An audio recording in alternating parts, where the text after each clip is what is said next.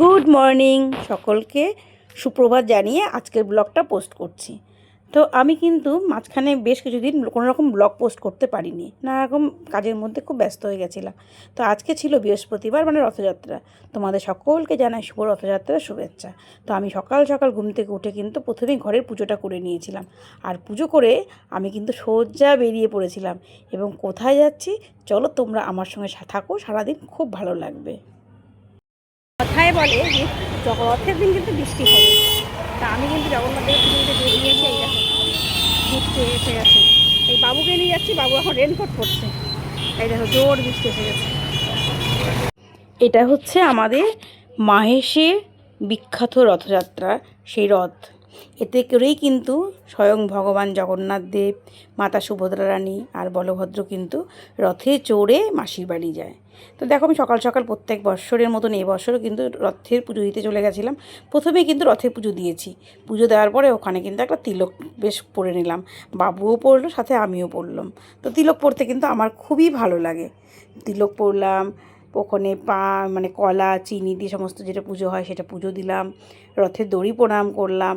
দড়ি প্রণাম করে তারপরে আমরা আস্তে আস্তে আস্তে আস্তে গুটি গুটি পাই, কারণ প্রচণ্ড ভিড় আর তেমন বৃষ্টি।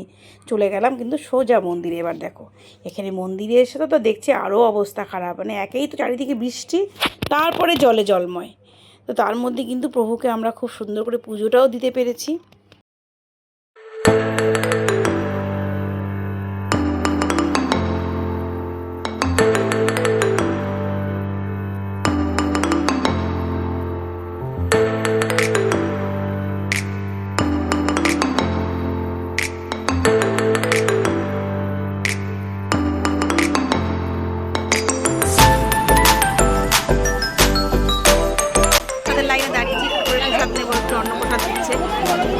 প্রসাদ পাওয়া মানে ভাগ্যের ব্যাপার।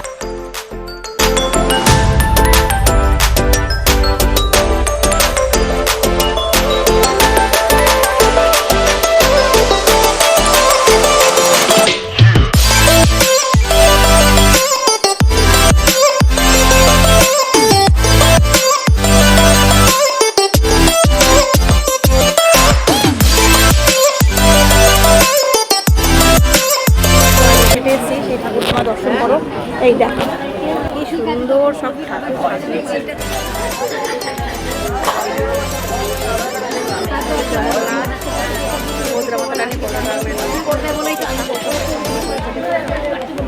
শাড়ি পরি, শাড়ি জগন্নাথকে শাড়ি পরিয়েছি, কি সুন্দর লাগছে। আমরা এসেছি হচ্ছে দিনওয়ালায়, এখানে রথে প্রসাদ খাওয়ানো হয়। তো স্যার নেমন্তন্ন করেছিল, ড্রয়িং স্যার।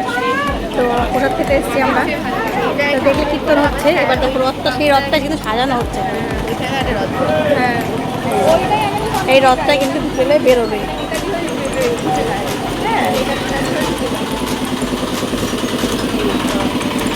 রথটাকে সাজানো হচ্ছে, রথটা সাজানো হচ্ছে।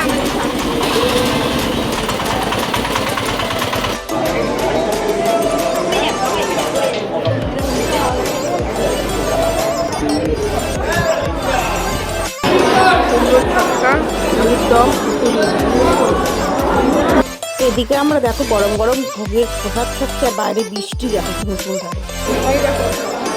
আমের চাটনি আর হচ্ছে পায়েস। সবাই বেড়াতে রান্না করেছিলাম, সবজি দিয়ে একটা ডাল করেছিলাম, আর মায়ের বাড়ির থেকে তরকারি দিয়েছিল। তো দুদু সেটা দিয়েই খেয়ে গেছিলো। আর আমরা তো ওবেলায় প্রসাদ খেলাম। সবজি দিয়ে ডালটা দেখো, সব রকম সবজি দিয়ে, কলাই দিয়ে, ডাল দিয়ে, মানে ডাল ছেটানো তরকারি যেটা বলে সেটা আছে। মায়ের বাড়ি থেকে তরকারি দিয়েছিল, সেই তরকারিও কিছুটা আছে। পুর দিয়েছি, ভাত করলাম, গরম গরম ভাত, আলু ভাজাতে পোস্ত ছিটিয়ে আলু ভাজা করলাম। আলু ভাজাটা ঢেকে দিয়ে গেছিলাম, তো একটুখানি দেখো দলা দলা হয়ে গেছে। যে বুঝতে পারছো, পোস্ত ছিটিয়ে দিয়েছি, বেশি করে একটু তেল দিয়ে একটু আলু ভাজা করছি। হয়ে গেছে। এই দুধ জাল দিলাম, এখনো জাল হচ্ছে, কিছুক্ষণ জাল হোক। আর আমার জন্য এই যে রুটি করেছি, এই 3খানা রুটি করলাম, করে ধুয়ে দিয়েছিলাম। রথের দিন আমরা নিরামিষ খাই, তো সেই জন্য আজকে নিরামিষই সম্পূর্ণ রান্না হয়েছে। তো রাত্রিবেলা আলু ভাজছি গরম গরম ডালের সঙ্গে, ভালোই লাগবে খেতে, সবজি দিয়ে যেহেতু ডালটা আছে। তো এই ছিল আজকে সারাদিনের প্রোগ্রাম। বেশ সুন্দর পুজো পার্বণ, ঠাকুরের ভোগ প্রসাদ খাওয়া, এগুলি দিয়ে ভালোই হলো। তো এদিকে বাবান করছে বাবুর জন্য ওই স্কুলের প্রজেক্ট দিয়েছে, স্কুলের প্রজেক্টে কাজ করছে। তোমাদের একটা কথা বলা হয়নি, এই দেখো রান্নাঘরে কিন্তু আমি ফ্রিজটা নিয়ে চলে এসেছি। এখানে ছিল ওয়াশিং মেশিন, সেখানে কিন্তু দেখো আমি এখানে ফ্রিজটা ঢুকিয়েছি, এই যে এখানে ফ্রিজটা বসিয়েছি।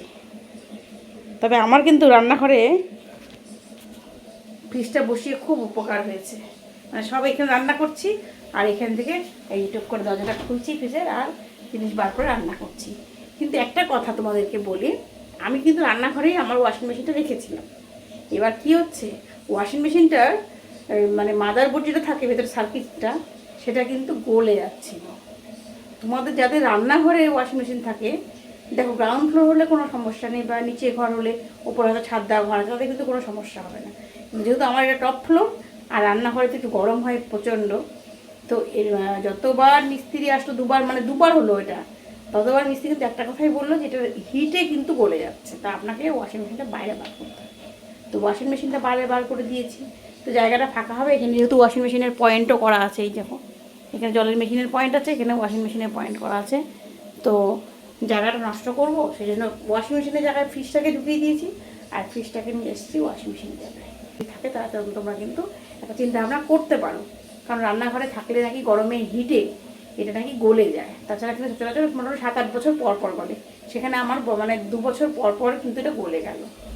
তো যাই হোক, এটা এখানে কপালের ব্যাপার হয়ে গেছে। তো আজকের ব্লগটা এখানে শেষ করে তোমরা সবাই খুব ভালো থেকো। দেখা হচ্ছে পরবর্তী ইন্টারেস্টিং ব্লগে। Tata, good night.